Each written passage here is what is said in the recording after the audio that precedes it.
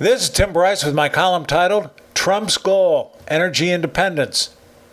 On May 26, Republican presidential candidate Donald J. Trump issued an America First energy plan whereby he claims, quote, under my presidency, we will accomplish complete American energy independence, end quote. He goes on to say, quote, American energy dominance will be declared a strategic economic and foreign policy goal of the United States, end quote. When I read this, it was music to my ears as someone from the United States finally figured out the importance of energy independence and wants to go beyond mere words to physical implementation. Unfortunately, Mr. Trump's plan didn't receive much attention from the press.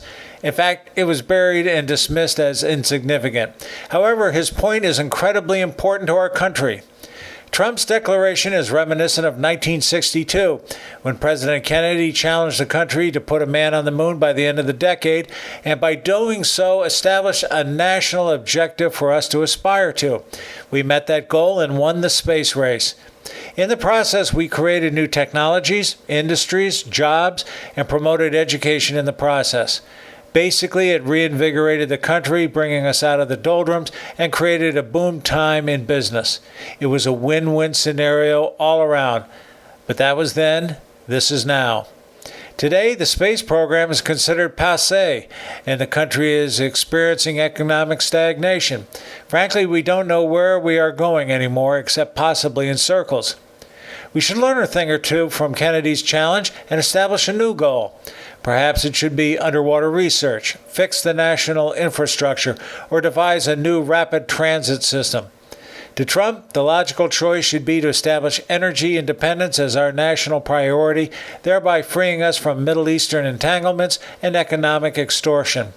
Such a national goal would invigorate education, particularly in the areas of geology, engineering, and mathematics. New technologies would inevitably be devised to access and cultivate energy resources. We already know there are huge reserves of untapped oil, gas, and coal in this country, which we should capitalize on. Beyond this, there is the prospect of nuclear, wind, solar, and oceanic energies, which we should continue to pursue. Whoever masters the energy resources of the world commands their own destiny. Currently, though, we are forced to dance to somebody else's fiddle, which does not bode well for our economic well-being. 4.3 billion barrels of oil have been discovered in Montana and North Dakota, easily dwarfing oil production in the Middle East. We are also sitting on a huge gas field in Pennsylvania, eastern Ohio, and western New York. And let us not forget the other billions of barrels of oil in Alaska and off our shores.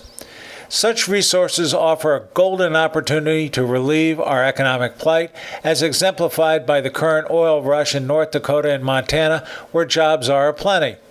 The challenge, of course, is extracting the energy without harming our environment, which is why we need a national challenge to meet our demand without hurting ourselves. Like Kennedy, this requires presidential leadership, which, unfortunately, is lacking at this time. The benefits are simply too numerous to overlook. A national energy objective would put the country back to work, promote education, research and development of technology, and free us from foreign entanglements which have plagued us for years.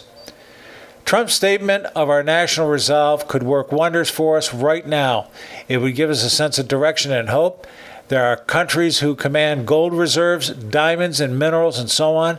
Frankly, I'll settle for being the energy merchant of the world. Everybody else will be forced to fall in line behind us. Tree huggers, climate control people, and Democrats in general are weary of such a national goal, claiming it will hurt the environment.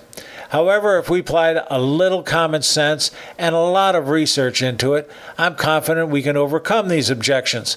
The benefits of energy independence are simply too numerous to overlook any longer.